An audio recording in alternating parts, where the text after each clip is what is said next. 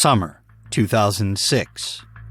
The elite fighting outfit Task Force Black were on the trail of Iraq's deadliest terrorist, Abu Musab al-Zarqawi. Zarqawi was the #1 priority for the military. A man driven to unleash unspeakable carnage on the people of Iraq and coalition military forces. Zarqawi personified the dark, sadistic, and medieval vision of the future of beheadings, suicide bombings, and indiscriminate killings. But with the help of interrogators and military leadership, Task Force Black finally brings al-Zarqawi down. The death of Zarqawi, as we suspected it would, it was a devastating blow to the organization. Welcome to Covert, a show about the shadowy world of international espionage and top-secret military operations. I'm Jamie Rennell. I'm going to take you inside history's greatest special operations missions to learn about the brave soldiers and operatives who risked their lives to terminate the world's most wanted, eliminate terrorist threats, and protect countless innocent lives. This is the true story of Task Force Black and the killing of one of Iraq's most vicious terrorist leaders, Abu Musab al-Zarqawi. This is the Assault on Al-Qaeda, Part 2.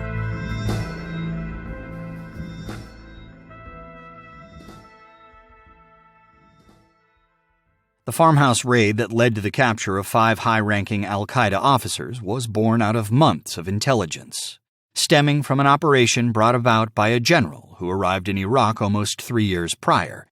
Stanley McChrystal took a radical new approach for hunting down al-Zarqawi and destroying AQI, or Al-Qaeda, in Iraq. Here's former Assistant Secretary of Defense Tom O'Connell. Stan McChrystal, unique guy.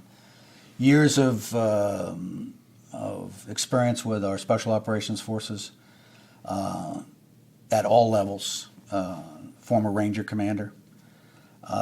He and Bill McRaven were 2 of the early Special Operations leaders, John Mulholland, another, that really took their operational experience and applied it to the battlefield. Sort of, I don't want to say, said, forget Washington, but we know what we'll have to do here, and by God, we're going to do it. And you get personalities that are that strong, that experienced, that well respected. The force falls in, and their operational experience starts to show. And it's just the type of guy you want in that position. McChrystal is the newly appointed commander of the Joint Special Operations Command, or JSOC. Formed in the late 1980s to coordinate the work of America's elite troops, JSOC controls the best of the best from across the different branches of the United States military. These are the so-called Special Missions Units: Navy SEAL Team 6, Army Delta Force, and the Air Force 24th Special Tactics Squadron.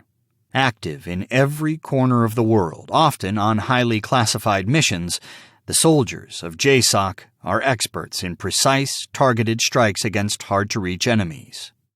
Mark Urban is the author of 2011's Task Force Black, the explosive true story of the Special Secret Forces War in Iraq. It was a very secret organization, and it was tasked with fighting the most sensitive types of mission against US enemies, obviously, in the context post 9/11, terrorist enemies, counterterrorism. At the start of the Iraq War, JSOC's mission had been to find and arrest the leaders of the old Iraqi regime, including President Saddam Hussein. Once this mission was accomplished, a power vacuum was created, and al-Zarqawi was ready and waiting to step in. In decapitating what some called the Ba'athist or nationalist leadership, they probably assisted the growth of Al-Qaeda in Iraq, because by taking away the leadership figures, the sheikhs, the former generals, the key people, the key Baathists, they left quite a lot of angry, young, militant Sunnis with nowhere to go, and those people gravitated towards Al-Qaeda. McChrystal made a strategic decision to abandon the hunt for ex-members of the old Saddam regime. Instead, he focused almost all of his resources on just one man, Abu Musab al-Zarqawi. Matthew Alexander, former interrogator in Iraq and author of How to Break a Terrorist. When I arrived, my feeling was, how can I contribute? How can I help in this, the violence? And essentially, our commander came in and gave us a big speech right after we got there, and the point of the speech was the only way to win the Iraq War and to stop the violence between Sunni and Shia is to find and kill or capture Abu Musab al-Zarqawi. To get to al-Zarqawi himself, McChrystal began building a complete picture of his terror network. He set up a large command center at an old Iraqi airbase in the town of Balad, north of Baghdad, and invited all of America's different spy agencies to set up camp there. Again, former Assistant Secretary of Defense Tom O'Connell. It was a huge room. Saddam did a great job in building a tailor-made op center for those high-value target activities in Iraq. If you walked into their Joint Operations Center, you would be shocked at, one, the focus on the targets. These are the top 10. Here are the intel collection tasks. This is how we're moving against them. And as information breaks on each one, you see the various forces and the interagency and the allies, and in some cases the Iraqis, move against that. And it's an unfolding story every day. It's constantly updated. It never blinks. It never sleeps. And you put that much talent together, give them the authorities, they're going to be successful. The idea was that every piece of information, however insignificant, would be brought there and fed into a massive database. If McChrystal and his men learned everything they can about EQI, they may be able to quickly find its weakest points and strike. Former FBI and CIA senior official Philip Mudd. When we started working with Special Forces, and I remember General McChrystal, who's a real hero in this war. The guy's a legendary, not only a legendary operator, but the way he constructed joint commands. But I remember him coming into CIA headquarters and saying, we need some of your people. And as any bureaucrat will, you sit back there and say, all right, is this dog going to hunt? What are we trying to do here? A key part of the plan was to question each captured militant for as much intelligence as possible, using enhanced interrogation tactics and protocols set by the Bush administration. So about 10 years ago, I was sitting in the hair and makeup trailer on a movie that I was doing, and the hairdresser said to me, well, do you want me to prop this up with a little bit of extra powder so that it looks thicker? And I thought, wait a minute, things aren't thick right now? What's happening? I want you to know that most men start losing their hair by 35. It's not uncommon. It's not you. You are not unique, and you're not going to be bald. But you got to do something about it right now. I heard that, and I started taking steps to make sure that my hair didn't go falling out by the age of 40, okay? So one of the best ways to do that is to go to forhims.com. It's a one-stop shop for hair loss, skincare, sexual wellness for men. But I want you to understand, you don't have to go to a doctor. You can do all this stuff online. There's no embarrassing visits. You don't have to explain yourself or wear a hoodie and a hat and just kind of sneak in with a fake mustache and try to cover your identity. You can go and get real prescriptions from real doctors. We're not talking about going to a gas station and getting snake oil pills or any of that stuff. So you're going to get real prescriptions. You're going to get real doctors. You're going to do it online, and you're not going to have to spend hours wasting your time at a doctor's office. This stuff is featured in GQ, Men's Health, Esquire, Playboy, just to name a few. So I want you to order now. My listeners can get started with the Hims Complete Hair Kit for just $5 today, right now, while supplies last, and subject to real doctor's approvals. Okay, so see website for full details and safety information. This could cost you hundreds if you went to the doctor or a pharmacy somewhere else. Go to forhims.com/covert. That's forhims.com/covert. forhims.com/covert. McChrystal established a special detention facility next door to his command center where interviews of suspected Al-Qaeda members would be conducted, keeping all of the intel gathered central to one location. Former interrogator in Iraq, Matthew Alexander. The interrogation unit, essentially composed of where we kept the prisoners and also our interrogation rooms and then our analysis room and our desks, which we called the Gator Pit. Part of our facility was, an old Saddam-era aircraft hangar, and then the rest of it was just kind of like makeshift built additions to a warehouse, essentially. where you would just take plywood and throw it up and create compartments and rooms. But it was really, essentially like a very quickly built, haphazard facility where it was just kind of all thrown together at last minute is what it felt like. Well, our task force had its own detention facility because of our pace, which essentially was go out, capture senior leaders of Al-Qaeda, get information out of them through interrogation, and then quickly turn around and go back out and catch new leaders, and do that in a manner in which we're always going up the chain of command towards Zarqawi. Using this massive amount of up-to-date intelligence, McChrystal unleashed the most dangerous weapon in JSOC's arsenal: the Coalition Forces Special Mission Units of elite frontline soldiers. These units would work in an entirely new way. Historically, they ran only 1 or 2 major operations per year. Now, they would conduct multiple raids on a daily basis.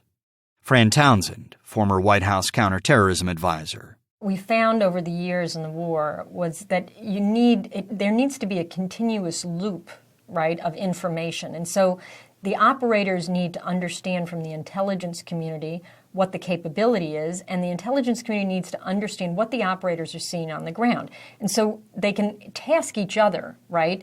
And you get better and more refined. I can remember visiting Iraq and watching them. They didn't go out once on a night. They went out multiple times. Oftentimes the intelligence operators would go with the special forces. They would do a raid. They would get what's called pocket litter or hard drives, pieces of paper out of people's pockets. They'd come back. They'd bring it to analysts back on the base from the CIA who would go through that information. That would lead to another targeting package, and the special forces would go out again. That sort of continuous feed, continuous loop, is what made them incredibly effective. Well, it all starts by piling in the back of a Stryker vehicle and sitting in a very cramped space that's very hot and very dark. And then you're going through the streets, and there's all types of hazards, roadside bombs and snipers.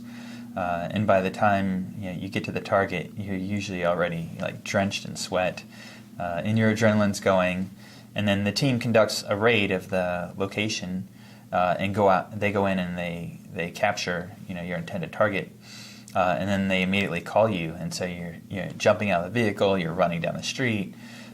When it gets really exciting is when you have more than one house.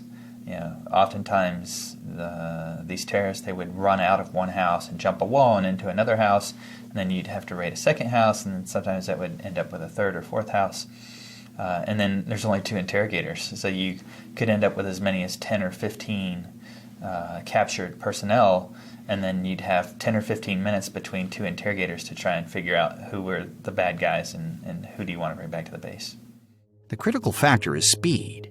Every time a militant is captured, the members of AQI around that individual will try to cover their tracks by reorganizing the entire network. It's a cat-and-mouse game. The terrorists constantly change their routines, abandon safe houses, and recruit new men to replace those that have been lost or captured. But if McChrystal's people can work faster than their enemy, they will destroy AQI before it can regenerate.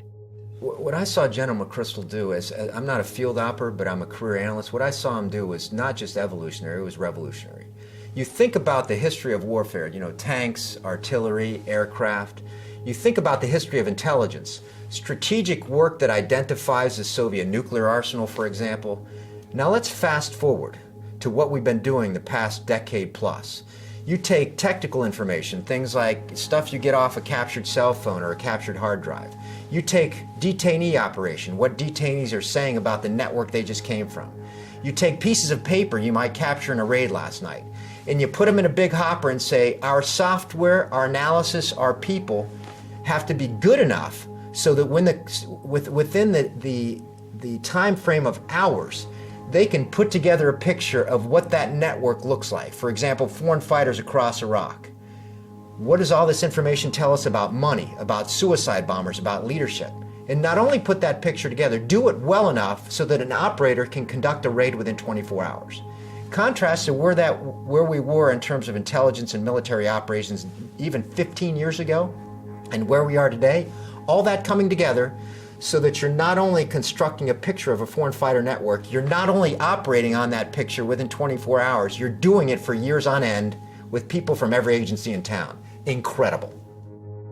In a way, the most important idea that General McChrystal and JSOC brought to this whole thing was that if you hit an organization fast enough, accurately enough, and repeatedly enough, you could actually cause them to collapse. Now, in other conflicts around the world, various counter-terrorist forces have tried this, but they never really found that it worked. The old idea that, well, if you killed somebody or you dragged them screaming from their home in the middle of the night, you would simply create many more people who wanted revenge had held true, and this idea that you could actually take down a whole terrorist or militant organization had never been materialized. It had never been made real or actually made to work.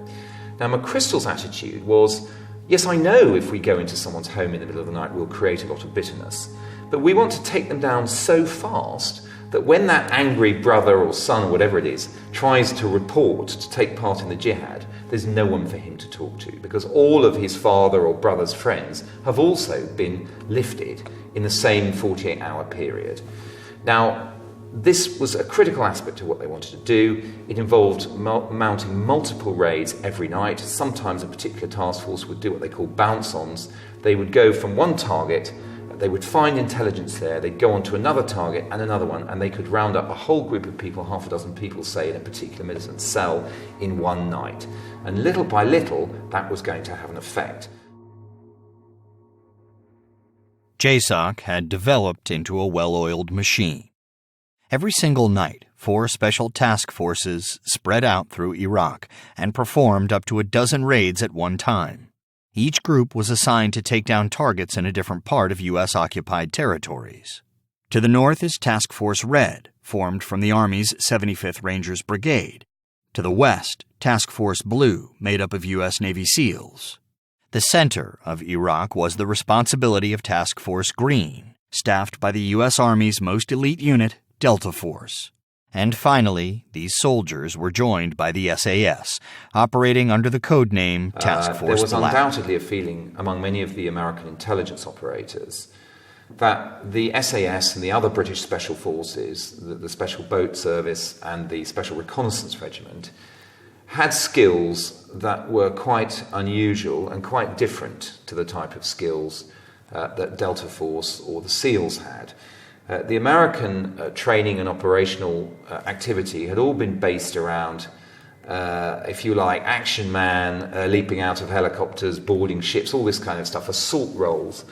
Whereas the British Special Forces, because of their long involvement, not just in Northern Ireland, but in places like the Balkans, where they'd been involved in the hunt for war criminals, they had skills to do with the patient nurturing of targets and groups of targets. Now, that involved surveillance, it involved creativity, stealth, about how, for example, could you get a remote surveillance camera onto a balcony overlooking a target you might be interested in. They came up with all sorts of things. They drove around in Baghdad taxis, they disguised themselves. And the American intelligence people saw some of this during the early years in Baghdad. And they liked it, and they thought, actually, there's something we can learn from these people. Of course, they got better at that kind of thing themselves. They also got Iraqi colleagues that they could use for some of those covert tasks. But right the way through, the Americans did value the fact that the British could add another very highly trained, very professional special operations task force to their laydown. And because they were in Baghdad, they could go after the same very, very high importance targets. McChrystal and his team worked through their targets, night after night. The supply lines of foreign fighters were being intercepted, bomb makers were taken out of action, mountains of intelligence captured and analyzed. Despite 2 years of taking al-Zarqawi's network apart, the ultimate objective, the man himself, still eluded them. We were under a tremendous amount of pressure to deliver results quickly. Every day, we were reminded of how important it was to find and kill or capture Abu Musab al-Zarqawi because he was the key to winning the war. And that pressure was reinforced from a variety of leaders, continuously on us. Support for Covert comes from Manscaped, who is #1 in men's below-the-belt grooming. Manscaped offers precision-engineered tools for your family jewels. Okay, so here's the TMI portion of the recording. I no longer rock the nut fro anymore, so I have to take care of some things down there. And it's a delicate operation. And let me tell you, razors and testicles don't generally go together. And there, until now, hasn't really been anything on the market that can take care of things down there safely. Well, that's why Manscaped has redesigned the electric trimmer. Their Lawnmower 2.0 is proprietary skin-safe tech, so this trimmer won't nick or snag your nuts. And let me tell you, I have to kind of move around, and it's hard to see down there. And when I have the confidence to just run the lawnmower down there, everything is clean and tidy. My wife loves it. Everybody's happy. So I want you guys to go to manscaped.com. You can get 20% off and free shipping with the code COVERT, and that's important. Covert, manscaped.com, 20% off and free shipping. And just get the right tools for the job, man. Your balls, your wife, everybody around's going to thank you. So go ahead and get 20% off. Go to manscaped.com. Use the code COVERT. The turning point was the farmhouse raid. In the moments after operatives took control of the farmhouse, Task Force Black swept the building looking for any clues to al-Zarqawi's whereabouts. Along with the hostages, the task force provided McChrystal's JSOC Special Operations Command with the computers and phones they found on the premises. The raid became known as Larchwood 4. They sweep everything up they think might be of relevance. Mobile phones, computers, everything else, and they take it away. As a result of Larchwood 4 and subsequent operations that it generated, a huge amount of actionable intelligence came into JSOC's hands. In the house that they had fought so hard to get, they had a computer. When a JSOC analyst started to probe one of the captured computers, he discovered something extraordinary. Raw footage of al-Zarqawi himself from his recent propaganda video. The footage shows him in a desert area, firing weapons and urging his supporters to show no mercy against their so-called enemies, Iraq's Shia community and the U.S. forces. This video proves to be vital because it shows JSOC what al-Zarqawi looks like currently. The task force swabbed the laptop and sent the material evidence for DNA analysis. Through traces of DNA that were found on it in the US when it was bagged up and sent back to the US for analysis, they would conclude it was his laptop. On the laptop, they found the video of him performing in the desert. They found all sorts of other things, of course, information about operations of his cells, strategy documents, if they like. They were absolutely sure that they had got much closer to the person they wanted. The analysts realized that al-Zarqawi must have left the house just hours before the SAS arrived.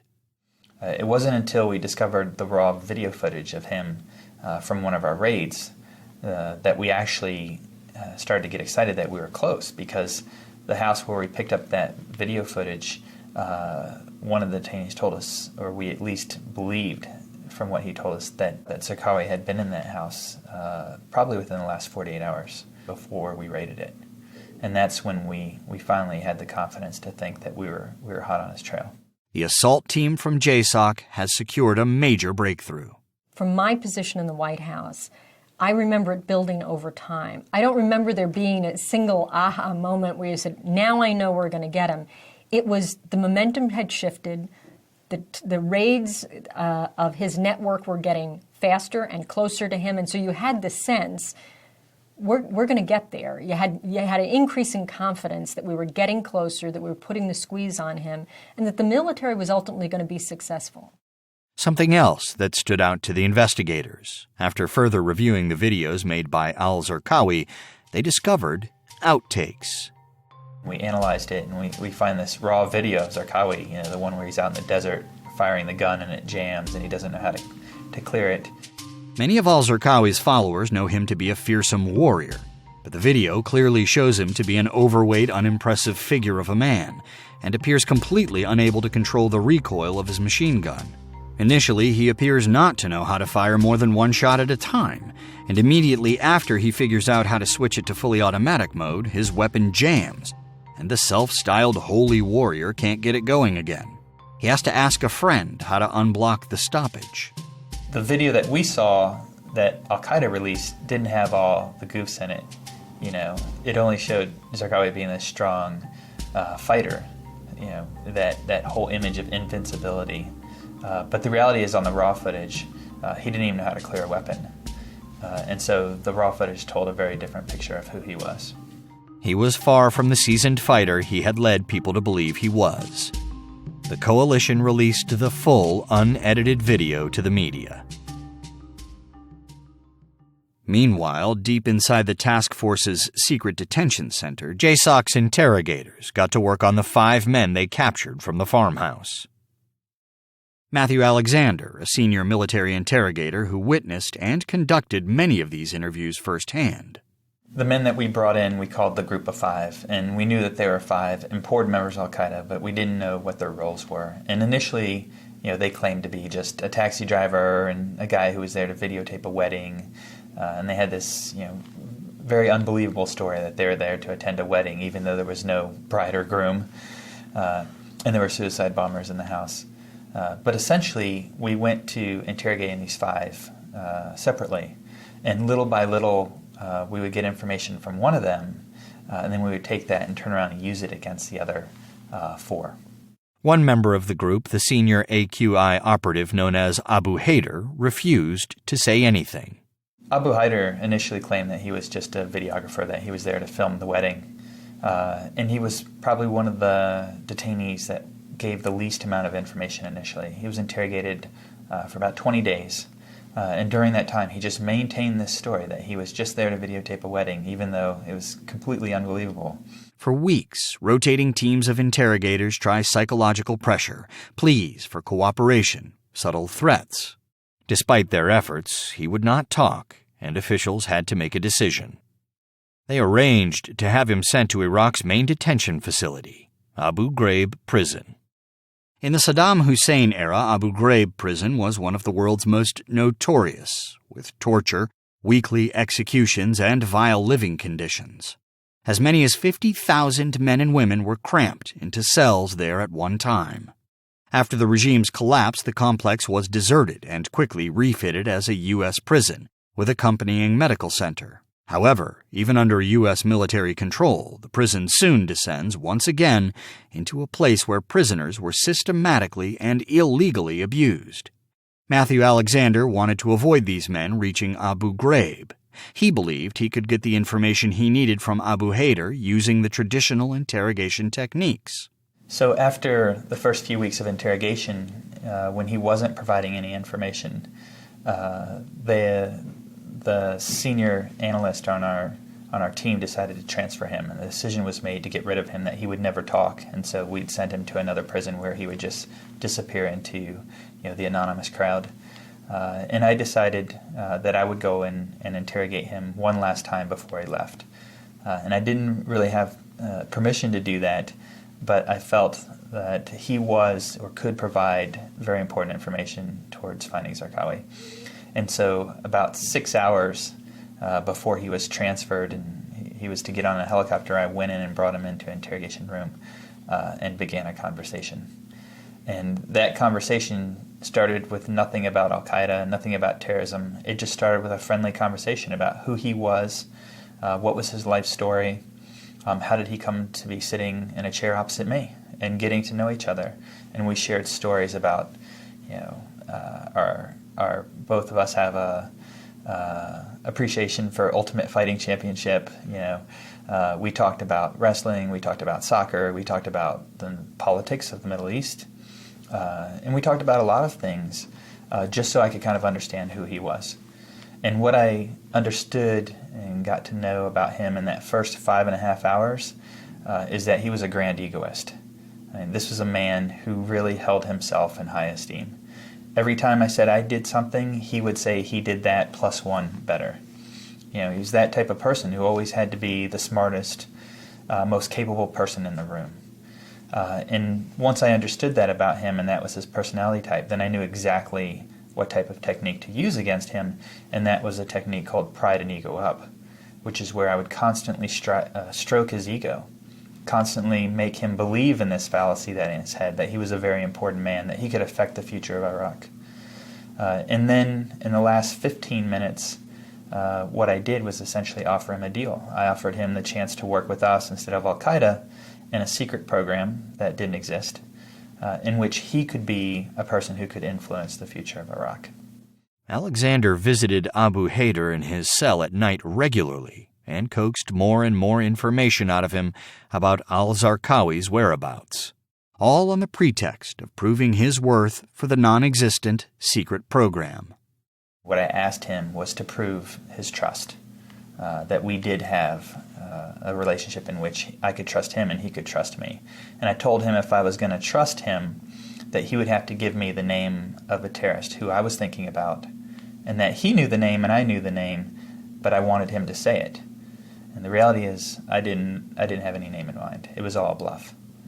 But he thought about it for a while, and he looked me up and down, and then he said, the name you're looking for is Abu Ayyub al-Masri. And Abu Ayyub al-Masri at the time was the number 2 man in Al-Qaeda, right below Zarqawi. And so I knew immediately, if he knows Abu Ayyub al-Masri, for certain he knows Zarqawi. And so as soon as he said that he knew Abu Ayyub al-Masri, I immediately started to think, who else does he know? And he must know Zarqawi. Because even al-Masri himself, he was kind of the ghost of Al-Qaeda, the guy that nobody would ever admit to meeting, nobody had ever seen. And here was a guy sitting in front of me. He was the first person we ever had to admit to meeting al-Masri. So I knew he was extremely important, and I knew he had to know other people in the inner circles of Al-Qaeda. And a few weeks later, I went to meet with him one night in his cell, and he said, I said, you're so close to getting this program. All we need is that one last piece of information that'll convince my bosses. And he said, I'll give it to the interrogators tomorrow. And the next day he came in and he told the interrogators that every month Zarqawi would meet with his spiritual advisor, who was our detainee's best friend. Hey folks, real quick I want to talk about one of our sponsors this week, VistaPrint. One of the things that people don't realize about acting and voiceovers and podcasting is that just like any other business, it's all about the people that you know, and it's the connections that you make. And you really never know where those connections are going to come from, so it's really important to be able to have something on you so that you can hand to somebody just in case you make that one connection. You don't want to miss out on an opportunity just because you're unprepared. VistaPrint really knows what they're doing when it comes to making business cards, and they give you that tool that gives you that edge. You never know. Your next big opportunity could be right now. And VistaPrint is there to help you own the now with free shipping on any business card in any quantity. Choose whatever style or finish, shape, or paper that you like and get free shipping. And because you can pick the colors, fonts, designs, and images, it means that you can create something unique, just like you, just like your business. So if you're ready to get started, it's easy. Just go to the website, plug in your information and logo into the hundreds of designs tailored to your type of company, or upload your own original layout. Pick the paper, stock, quantity that you want. You can even upgrade to a unique touch, like a rounded corner or something like that. Order and receive your cards with free economy shipping. And as if you needed any more reasons to choose VistaPrint, your satisfaction is 100% guaranteed or your money back. They'll make it right. VistaPrint wants you to be able to own the now in any situation, which is why our listeners will get free shipping on all business cards, any style, any quantity. Just go to VistaPrint.com and enter the promo code COVERT, and that's important, COVERT, for free shipping on all business cards, any style, any quantity. Limited time offer. Own the now at VistaPrint.com, promo code COVERT. And by the way, you support our show when you support our sponsors. Finally, Abu Haider offered interrogators the information they'd been searching for. Every month, al-Zarqawi would meet with his spiritual leader named Abu Abdur Rahman. It's the piece of intelligence that everyone had been waiting on. For years, al-Zarqawi had lived in the shadows, striking with impunity. Now, at last, JSOC has what it needs to find him and take him out. The intelligence and military effort that have been put together was beginning to close the noose around his neck. We knew we had identified individuals in various cells that were part of the pieces of putting these bombs together. We knew that Zarqawi had a spiritual advisor. We knew that he was going to visit him. And so as you got each of those little elements, you understood that it was absolutely inevitable that we'd be successful. It was just a matter of being patient, because eventually we had enough intelligence and enough of a network that eventually he was going to make a mistake and give us an opportunity, and that's exactly what happened. Using this information, JSOC swiftly traced the spiritual advisor and began following him day and night. Using high-tech systems like Predator drones, as well as old-fashioned undercover operatives, they created what McChrystal called the unblinking eye. Their target was never out of sight. Abu Haider tells Alexander that if they want to find al-Zarqawi, they need to look for one particular sign. So our detainee, Abu Haider, told us that his best friend was al-Rahman, and he told us where to find al-Rahman, and he told us that we would know when al-Rahman was going to visit Zarqawi because he would get into a blue car. So we went and found al-Rahman at a mosque in Baghdad. To the analyst's dismay, every time Zarqawi's spiritual advisor drove around the city, it would be in a white car. We followed him from his mosque, 24 hours a day, and eventually he did. He got in a blue car, and we lost him in Baghdad traffic. And so all that work, everything that had gone in to trying to find Zarqawi in that moment was lost, and we were devastated. We had put all this effort into it, and because we lost a car in traffic, we had lost our chance for Zarqawi. But lucky for us, this advisor, he went back to the same mosque. I mean, that's where he teaches, that's where he lives.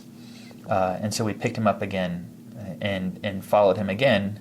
And I believe a couple of weeks later, he went and got in that same blue car again. And then we followed him. This man got into his car, it was a blue saloon, and headed out of town. So the time came that they decided that they'd assembled the resources to see where he was going. And they used Predator and other methods to follow his car. By now, pictures from the drone were being fed live to JSOC's command center. Everyone, including General McChrystal himself, watched in silence as Rahman drives into a large compound and gets out of the car. To the task force's surprise, Abu Musab al-Zarqawi, the man responsible for killing so many innocent men, women, and children, walked to the car to greet him. Time is precious, and a critical discussion was held in the command center. Is it worth trying to capture al-Zarqawi alive in broad daylight? Is it better to wait until nightfall and take him when he's asleep? If they strike, they risk a heavy firefight and numerous casualties. Worse, al-Zarqawi is a master of the last-minute escape. If they wait, he could easily slip through the net again. This could be their one and only chance to finish the job. Matthew looks on, totally unaware of what decision the commanding officers would take to take out al-Zarqawi. McChrystal believes there's no time to lose. He can't even wait 20 minutes for the assault force to arrive by helicopter. He opts for another plan, designed to take al-Zarqawi completely by surprise. General Stanley McChrystal's decision is that nothing can be left to chance. He calls up 2 F-16 fighters patrolling nearby. Once the blue car arrived at the house, helicopters took off immediately to go to that house and capture Zarqawi. And it was about 20 minutes away. And there was a period of time in which we were just waiting. I was watching it live on a video. And the car had arrived at the house. We'd seen, al-Rahman go inside, and we were just waiting, and we were expecting to watch the helicopters land in the raid, which we typically would watch. And instead, after about maybe a 5-minute wait, the house just exploded. And it turns out that the commander had just decided to order the bombing of the house to ensure that Zarqawi didn't escape again. So then maybe 10 or 15 minutes after that, the helicopters landed and found Zarqawi still alive on a stretcher being carried away. And that's when one of the special operations soldiers ran up and stopped these 2 Iraqis carrying Zarqawi away on the stretcher. And Zarqawi looked at him and tried to roll off the stretcher, and the soldier grabbed him, and then Zarqawi died. And it was sort of a sweet justice, if you will, that Zarqawi's last image was a U.S. soldier grabbing him. The day following the bombing, the coalition announces to the world that they have their man at last and released photos of his dead body as a grim confirmation. The following is an excerpt from former Secretary of Defense Donald Rumsfeld's 2006 NATO speech. Last evening, U.S. forces in Iraq, in a town called Baqaba, killed Abu Musab al-Zarqawi, the leading terrorist in Iraq and one of the 3 senior Al-Qaeda leaders worldwide. There are going to be people who are determined to kill innocent men, women, and children, and others will come along. But in terms of someone who has gotten up that high and been that effective in killing, literally thousands of Iraqis were killed by this man. The death of Zarqawi, while enormously important, will not mean the end of all violence in that country, and one ought not to take it as such. But let there be no doubt, the fact that he is dead is a significant victory in the battle against terrorism in that country, and I would say worldwide, because he had interests well outside of Iraq. He was an integral part of the global war on terror. It's a devastating blow to Al-Qaeda in Iraq. The man who was thought to be invincible was dead. You know, it's interesting. I don't, from my time in the White House, I remember hearing the moment when Saddam Hussein was killed. I remember coming into the White House and hearing that Zarqawi had been killed.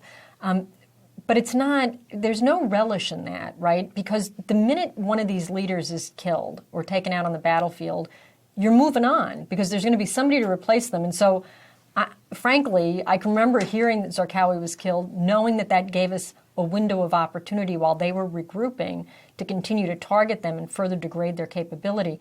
Clearly, their work was not over. With the intelligence that was collected from the smoldering remains of al-Zarqawi's compound, another series of raids was launched, and AQI started to fall like a stack of dominoes. I think the truth is that finding Zarqawi was an absolute imperative. He, in many propaganda statements, had thumbed his nose. He had basically made the case that his ability to wage his kind of jihad without being captured or killed was a sign of his power and of the weakness of the US and the Iraqi government that it was trying to set up. So killing him undoubtedly had an impact. There was a lot of exploitation from the raid. A lot of material was recovered.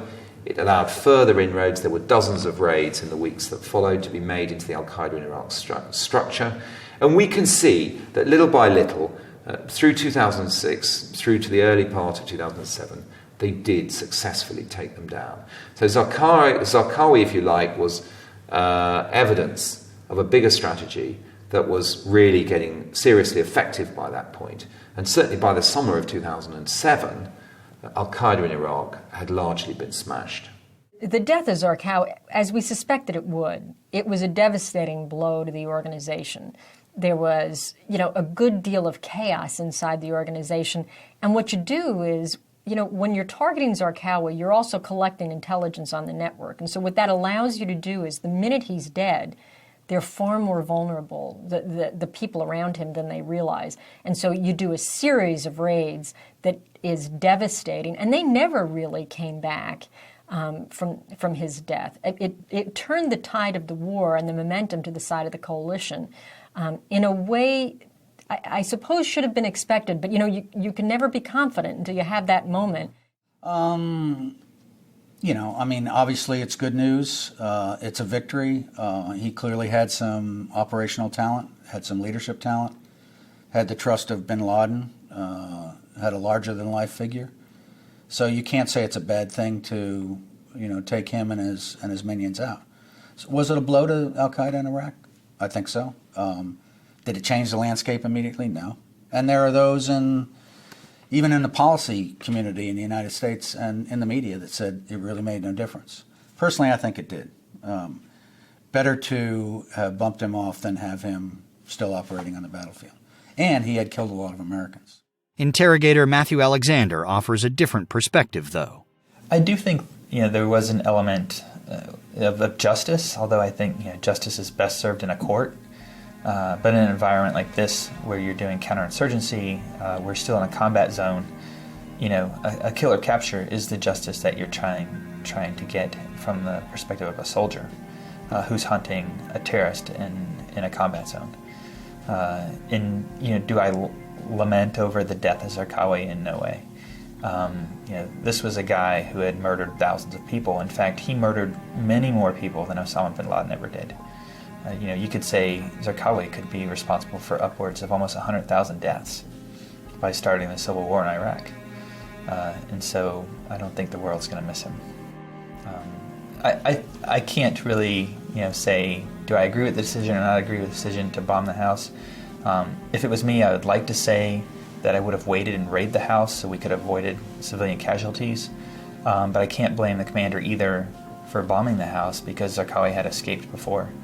And you can make the argument that killing Zarqawi saved thousands of lives versus the lives it cost, but there's no way really to justify civilian deaths regardless. Al-Zarqawi led the jihadist insurgency into Iraq. When he was killed, it was hoped that his campaign of terror would collapse. Tragically, in death, Al-Zarqawi left a legacy of more death and bloodshed. By 2013, the terrorist operation he helped grow in Iraq had morphed into the terror group we know today as ISIS. And by 2014, the group had full control of the Iraqi city of Fallujah. Thankfully, by early 2019, ISIS's influence over the region was diminishing, but the fight against terrorism still continues. That's all for Covert, Season 2. We will be back for Season 3. Special thanks to the folks at Audioboom and World Media Rights and all the sponsors that help make this podcast possible. I want to take a second and thank all of you for listening. If you have time and feel so inclined, swing on over to Instagram @CovertPodcast. There's all kinds of additional content, and if you want, you can say hi. I'd love to talk to you. Covert is an Audioboom and World Media Rights co-production, hosted by me, Jamie Rennell. It's produced by Audioboom's Ben Hosley, Rachel Jacobs, Casey Georgie, and Karen Bevan, and by Pascal Hughes for World Media Rights. We had additional production help from World Media Rights by Gerald Zabengwa. David McNabb is the series creative director, and the executive producers for Audioboom are Brendan Regan and Stuart Last. If you haven't already, don't forget to follow us on Spotify or subscribe on Apple Podcasts, Stitcher, or wherever you find your favorite shows. And if you've got some time, give us a review.